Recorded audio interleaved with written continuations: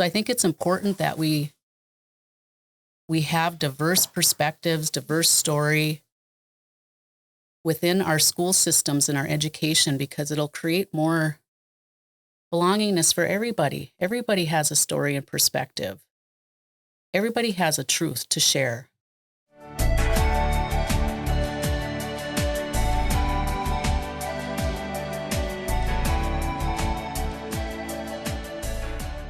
Hello, everyone. Welcome to Native Minnesota, a podcast about the Native American experience in Minnesota and beyond.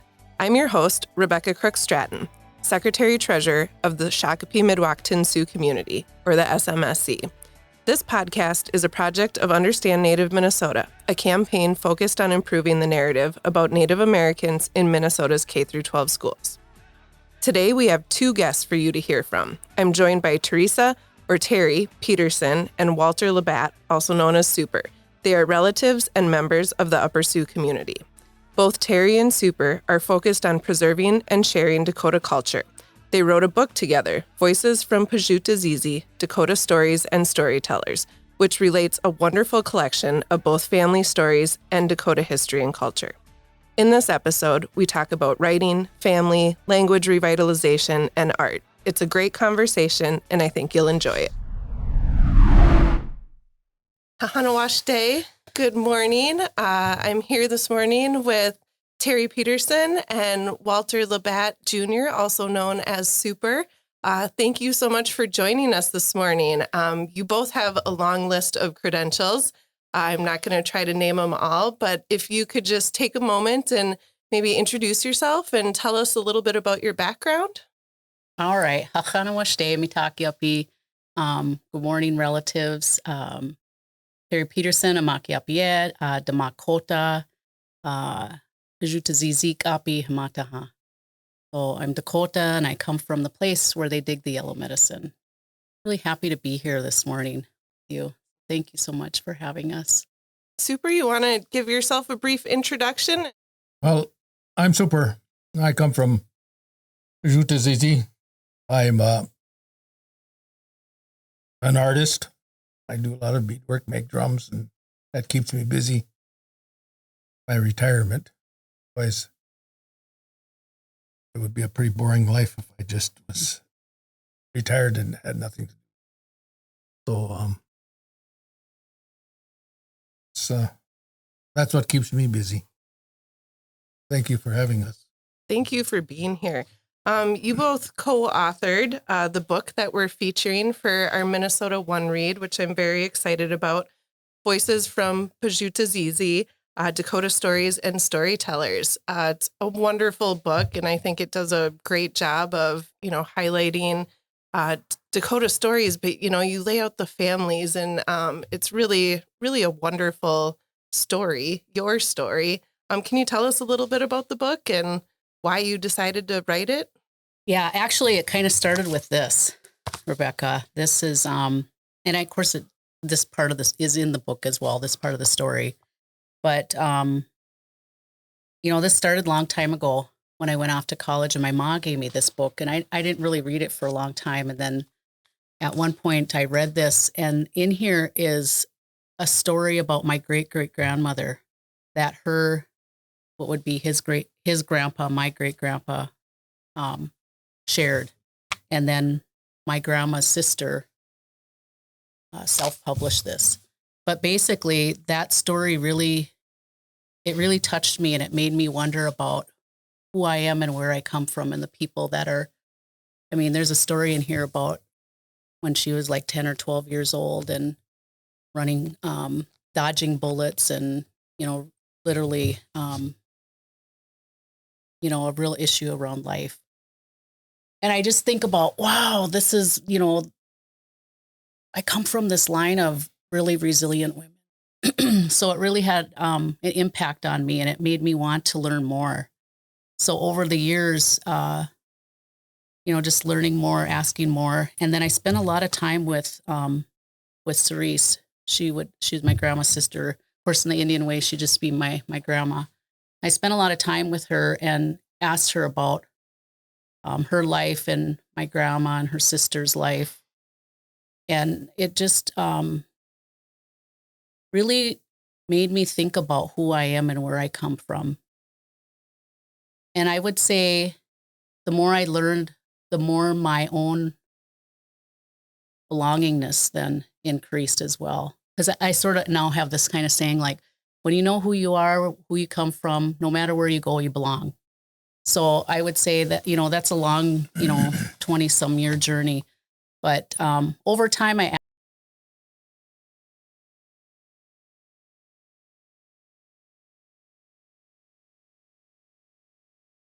stories with people. They'd say, "Oh, give me a copy of that book," and I'd say, "There's no more copies."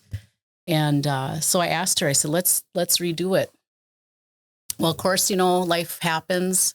I had children, and all this things happen. You're busy with work and things like that. And then she passed away. She was almost just shy of 101 years old. That always weighed on me, like that commitment, that obligation I made to her. Well, over time, I asked Dakota to join me in this project to get it done. And, he's our family's historian. He's who I now go to, since my grandma's gone, to ask questions about Dakota language and history and things like that. And of course, he's a natural storyteller. A lot of people know that about him. He's a good storyteller. So then over time, we decided we would do this project together. And what culminated, of course, then is Voices from Pajut to ZZ. And it's a collection then of all these stories that she has shared, that my great-grandpa shared, and their stories that they heard from the community, from elders of the time, including my great-great-grandmother story. So that's how it came to be. So it really was a healing journey for me. A young person just asked me the other day, "How long did it take you to write this book?" I was like, "Oh, gee, over like 20 years," which is, of course, not a normal thing. I don't think it should take that long normally, but when it's a healing journey, it's a process. Super, you're a historian and storyteller and relative, and you have all this wonderful knowledge. And in the Dakota tradition, a lot of times these stories have mainly been oral, right? So did you have any misgivings or feelings about putting these stories onto paper, good or bad? No, I think it's important that they be saved. I hear that some of those oral historians of years ago had to memorize all these. If they're talking about a hide painting, telling the winter counts, they had to memorize all this stuff, and that would be quite an accomplishment, I would think. Fortunate now that we have a writing system that we can record our stories. I think it's important that these stories be saved. And when I think about hearing these stories, these people, elders of my time, told it in a very matter-of-fact way. They never said, "Listen to this and remember this. These are important." They never said that. And I stored them away. I stored them away, and forgot that I knew these things. And because when I was 40 years old, if somebody would ask me, "What do you know? What do you know?" I don't know nothing. Well, nothing. And then I reached a certain age, and stories started falling out of my head. I started writing these down. And I remember talking to Danny Seaboy from Siston. I told him about that. I said, "Oh, these, I didn't know I had nothing, know anything." Then I said, they started out of my head. And he said, "I have the same experience. I didn't know that I knew all these things." He started. So I don't know if that's the usual route of a storyteller. That was my route. that's how I ended up today. Terry, you were obviously there to hear all these stories fall out of his head, and something inspired you to make sure those stories were captured and not just, passed on from Super to you. And now you've captured them in this book. What inspired you to pair up and put this all on paper? I consider Deck Sheeher my mentor, and I just feel like, people can benefit from hearing his stories. And, for my future grandchildren, I want those captured for future generations. And this is one way that we can keep those stories going and share those moving forward. There's so much little tiny pieces of knowledge here and there, like language and place names and, genealogy and all that packed into all these little stories. So you could just read these stories over and over and then gain another understanding. So and of course I've shared that it really supported my own sense of belongingness, that my own connection to who I am. And so I want that for future generations. But in addition to that, I think one of the other big motivators for me, I grew up in a school where I was pretty much the only Native person. I found out later there was maybe one other person, but it was really challenging. And as I think about the things that I learned in school, we'd have those big textbooks, and then maybe we'd read a little something, and then there would be maybe a little boxed in section that would tell about, Indians in general. And it was always negative. It was always like we were starting wars and being the troublemakers. And it would always be in the context of past, like we were no longer alive. And, that experience, and I think being one of the only Native people in school, and of course, getting bullied for it too, really made me want to shrink and be invisible, if that's what you get noted for. And then when I think about books, I really, it's so funny to be like an author. It just seems weird because I didn't even like reading, even into college. Like I would try to get by going to school without even reading anything. I'm not like that anymore now. I love reading. But I think the reason was because none of these books really spoke to who I was. I didn't get a connection to it. You read about Dick and Jane and whoever, and who's that? Nothing really resembles who you are, who you look like, of course, the teachers and everything. And so I think that contributes to that lack of connection and that lack of belongingness. So I think it's important that we have diverse perspectives, diverse story within our school systems and our education, because it'll create more belongingness for everybody. Everybody has a story and perspective. Everybody has a truth to share. And we can have multiple truths all at once. We can hold those perspectives. So that's part of the motivation here. And I was thinking, I was at this event the other night, and I told those, looking out to all those young Native kids, and they had all this big lineup of all the Native authors, and I told them, I want you first to know how fortunate you are. And back in my day, this would never have happened. A school would never have pulled a whole bunch of Native authors together and distribute free books and have them visit. And so I just wanted them to know how fortunate we are in this time. And it's just normalized for them. That's what it needs to be. I probably went off a little bit on, I don't even know if I answered your question, but that's some of the motivation for me. Yeah. When I was in 6th grade, we were all fortunate enough to be taught Minnesota history. I remember our teacher talked about the 1862 war, and she said that the Indians knew that white men were fighting down south in a war, and that was an opportune time to go to war.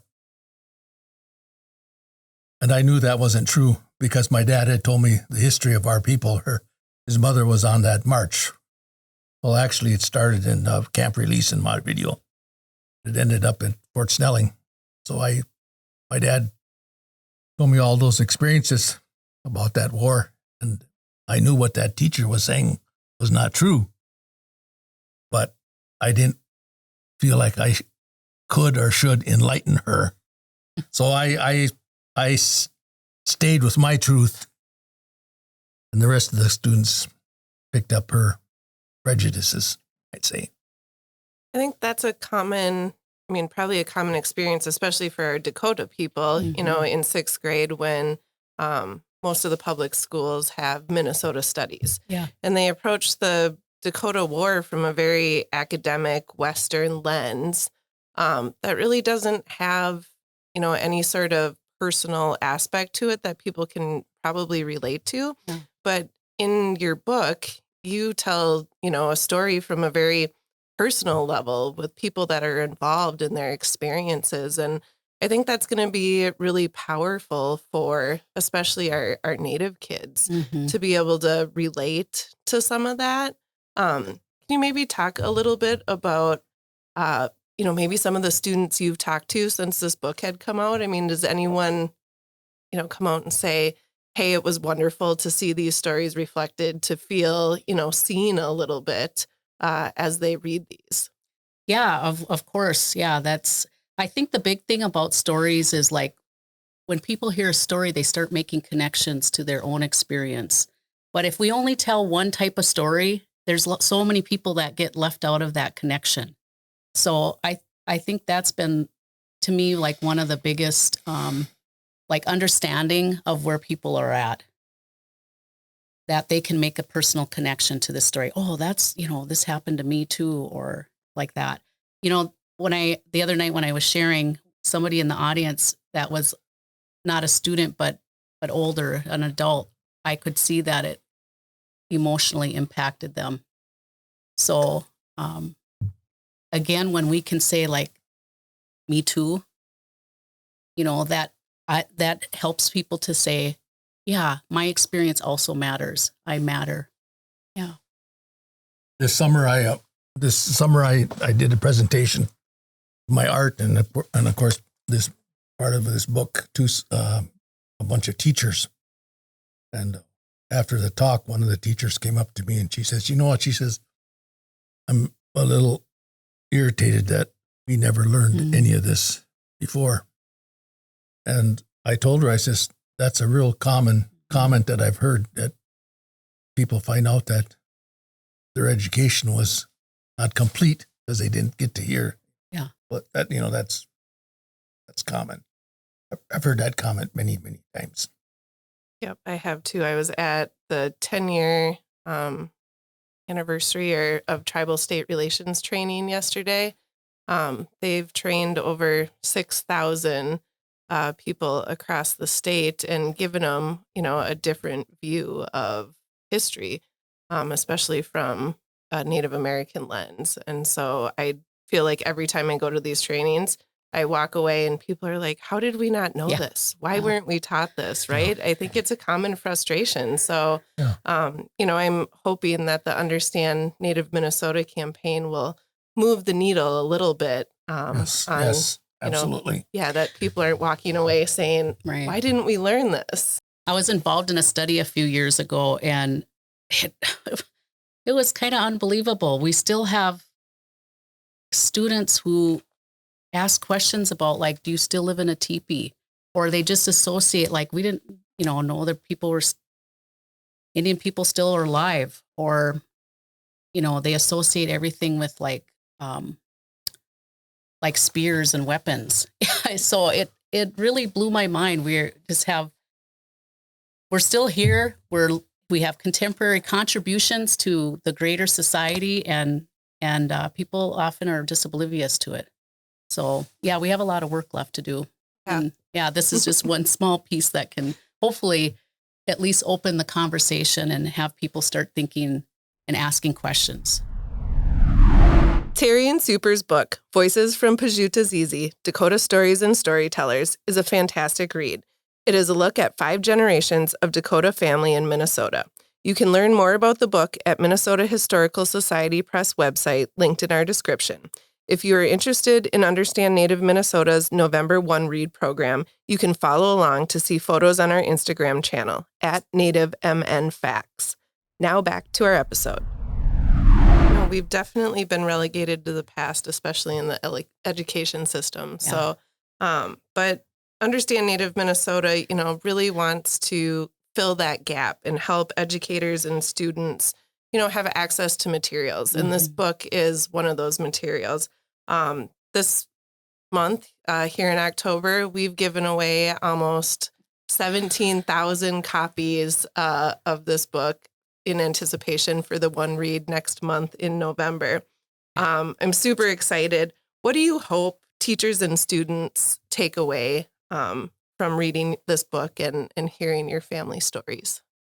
Well, I would say I want to think about, something around for teachers to consider that not only does this book, there's a teacher's guide that's going to be with it, that's going to accompany it, and it connects the standards, has some really good questions. That's all good. But it goes beyond that. It creates a space for the multiple stories and experiences and perspectives that humanity has to contribute, in addition to increasing the visibility of this land's first people. Yeah.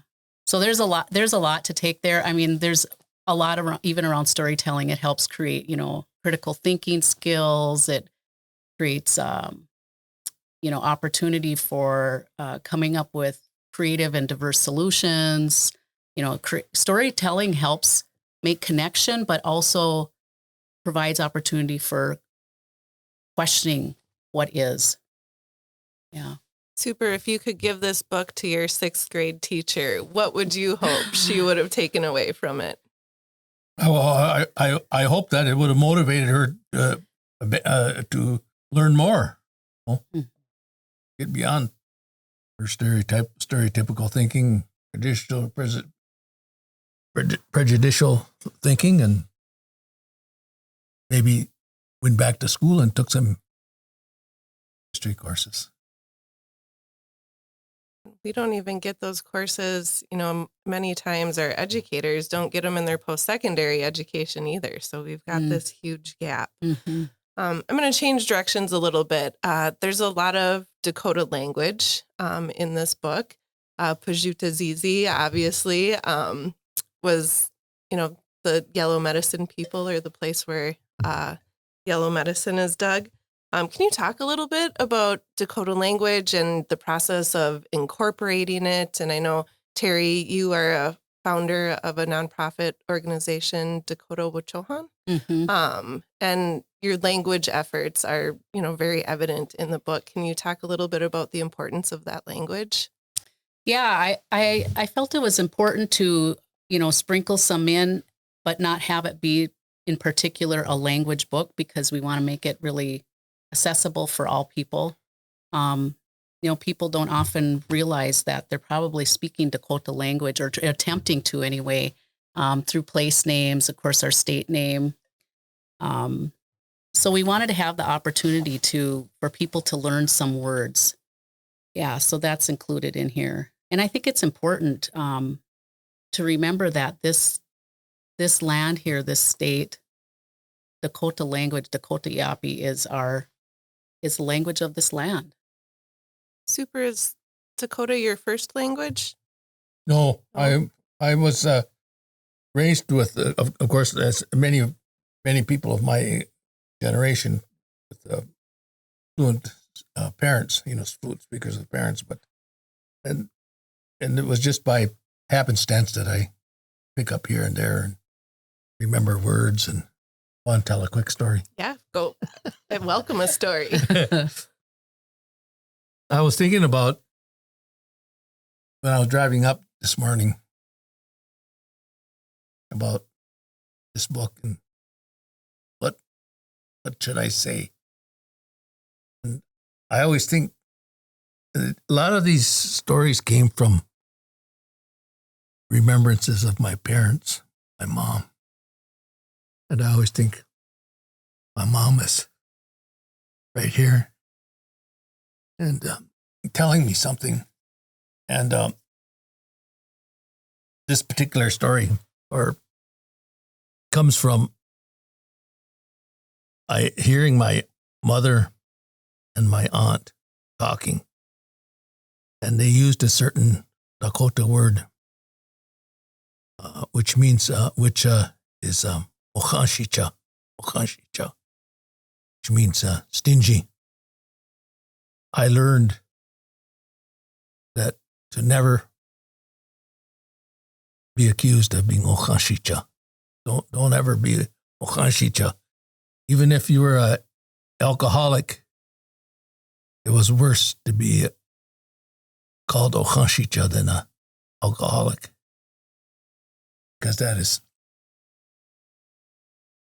so opposite of the character of a Dakota, is to be okhanwashde, to be generous. And this particular instance was, we were got a notice or something of an event in our community. I don't remember exactly what it was. Maybe it was a dinner or some kind of a doings, but it had a restriction on there, open to community members and their spouses only. And my mom railed at that, and she says, "That's okhanshicha." And we were, before we had casino, before we were poor, never put that restriction on. Everybody's welcome. So now I see other instances of it, I see these notices of housing for veterans over housing for immigrants. We, in the United States, brag about being the richest country in the world, yet we set unfortunate against unfortunate. Instead of having compassion for all people, we want to restrict it to one class of people, and to hell with the other one. That's okhanshicha. Or we see that Narcan is being given free to people, and people say, "Well, why isn't insulin given free?" Should be. We don't want to set one illness against another. That's okhanshicha.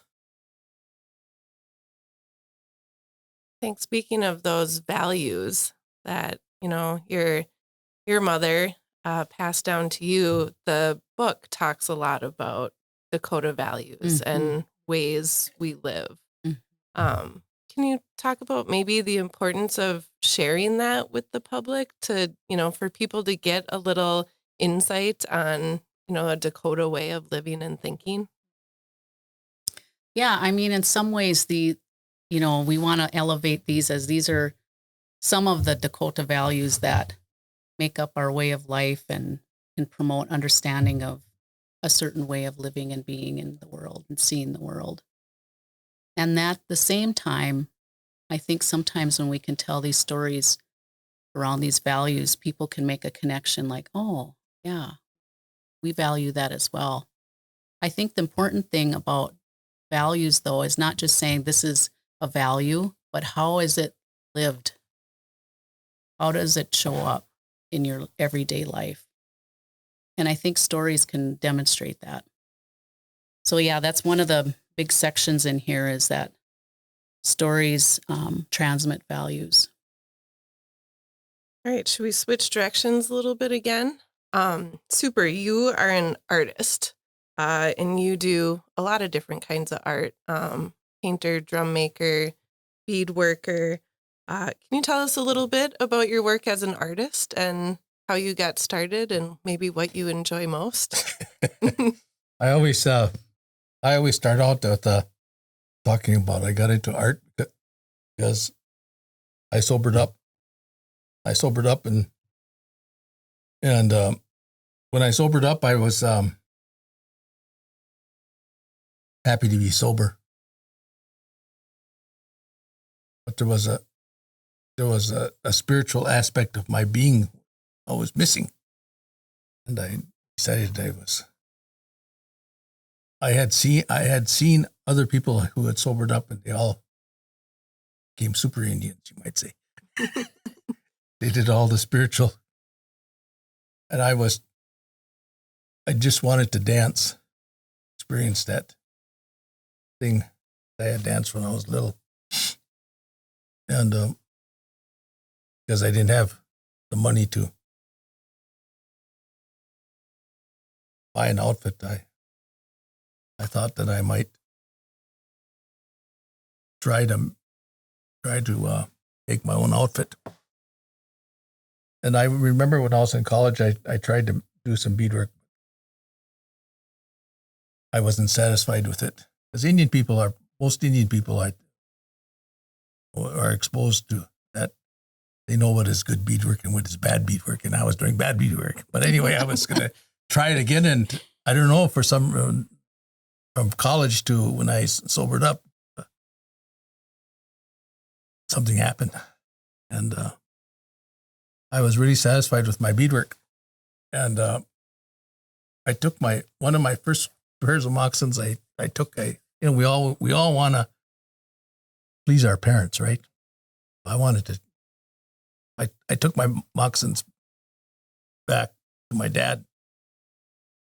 My dad really liked them. He was getting the beadwork moccasins, and that's when he was getting kind of emotional. He said he thought that this was a lost art, and I ended up giving him the moccasins after that. And I always say the interesting thing about that was my mom, she never talked about my beadwork. I'm sure she liked it. She never said anything. She really liked my drums. She just couldn't get over how I could make those drums, you know. That was really the start of my art career. At that time, I was working construction. And there's a real positive feeling about being creative. Makes you feel good. Making beauty makes you feel good. Then when somebody buys it, they just love it. That fills the soul with good feelings. And I thought maybe I should be an artist full time.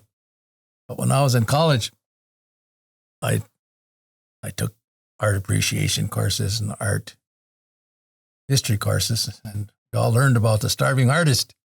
And there was no way I was going to be a starving artist, so I kept on with my construction career and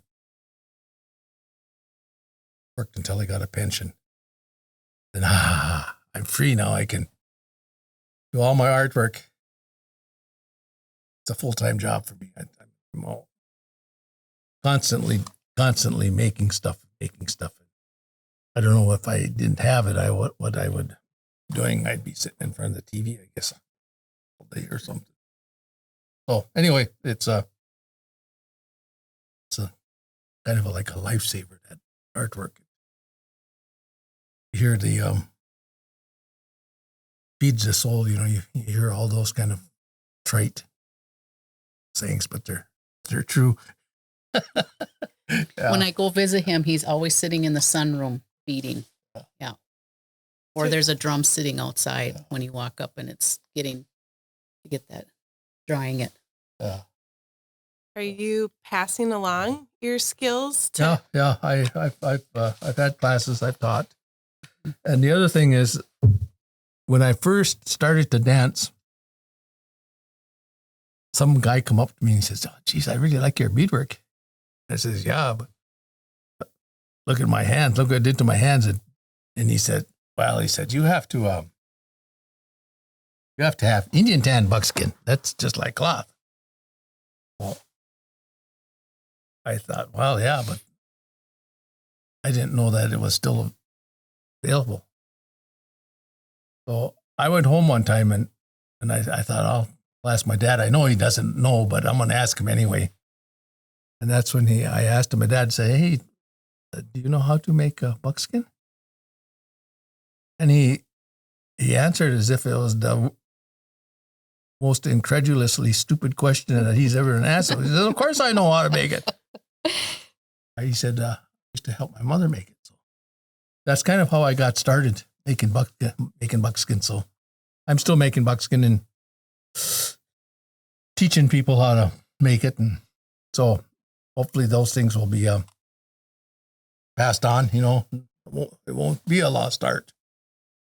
Terri, you're becoming a storyteller, in part under the mentorship of your uncle.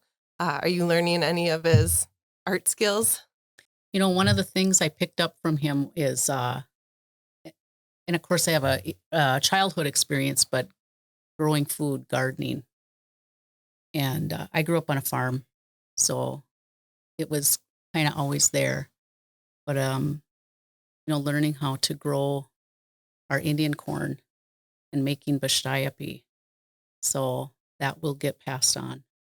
And then, of course, he's also, one of my kids learned how to tan hides and make the buckskin, and so I'm happy for that. Yeah. Well, Yep. Sorry, Super. When I retired and moved home, I asked my mother, I says, makes bashtayapi. She said, oh, no, nobody makes that anymore.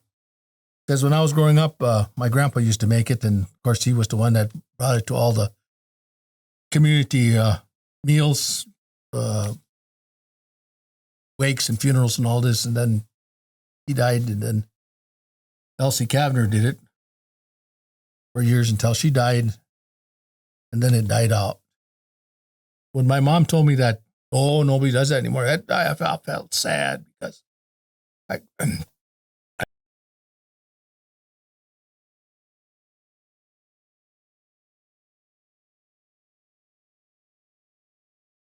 they did have some seed they gave me. That's how I started. I started that I retired, so that's been 20 some years that I've been growing it, and I'm teaching people now too, because I always say with all seriousness, no jest, that I'm going to reincarnate as a Dakota, and that bashtayapi better still be there. So my part is going to teach those people. I had a cousin. Oh, that was Will. He'd come to my house. Him and his cousin come to my house, and they wanted to learn about bashtayapi and growing the corn and all this. So they told me ahead of time. So I thought, well, I'll get their interest. So I made them bashtayapi. It's Will's cousin. He says, hey, there's still more bashtayapi there. Have another bowl. God, he says, I've had 5 bowls already. I don't know if I got any more room for it. So that's how I tricked those guys into wanting to learn how to raise corn and make bashtayapi. And that, you can tell people to do it and say how good it is, but when you experience it, and then that's a whole nother thing. So maybe for our listeners who don't know what bashtayapi is, can you explain like how you make it and what's all it goes into it? The best way to do it is to break the word apart. Pa means head, but it's referring to that kernel in that corn. And shda means shdayapi is to make bald. So what you're doing is you're making the kernels bald. In other words, you're dehulling that corn, because when you're if you don't take that hull off, there's some nutrients inside that corn that becomes available to the body, and without it, there's a particular thing, I think it's called niacin, that if your body doesn't have niacin, you get this disease called pellagra. And there are some cultures that didn't do that, dehull the kernels, and they got this pellagra. So what dehulling is using wood ashes, which is a form of a lye, a base material. We all remember our sciences, were acid and a base. So what that does, so what you do is you soak the corn in a lye of water and ashes, wood ashes, hardwood ashes, got the most lye material in there, and then you boil it for about 2 years, 2 years, 2 hours, about 2 to 3 hours, and the kernel gets big and it pops, and that hull comes off, and the kernels are soft, and then you wash the ashes out.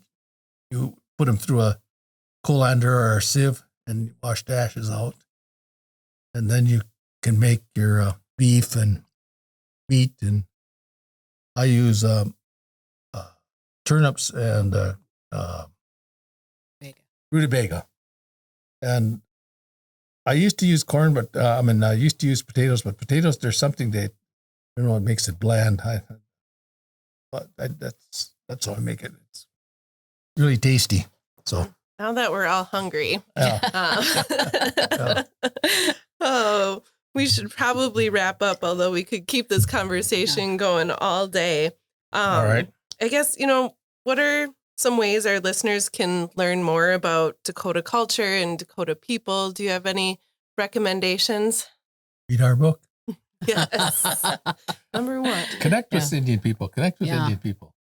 I think that's a good point. I think a lot of people are scared to reach out to or have some sort of hesitation. But I find that, when people reach out to me or many of the people in our community, everyone's really open and willing to share. You can also go to our Wachipi. If you listen to the announcer, you can really learn a lot. Yeah. And then, of course, you can visit with people there. What's next for both of you? What do you have on the project list? Are we going to see more books? Well, I told her, I said, not all of Grandpa's stories are told, and not all of my stories are told. So if she's willing, we make a book too. I don't know. That's all. That's a possibility. It's a possibility. I have another book coming out in May that I'm really excited about. And it brings some of these concepts to gardening in our land and foods and taking care of each other and as relatives. So I'm excited about that.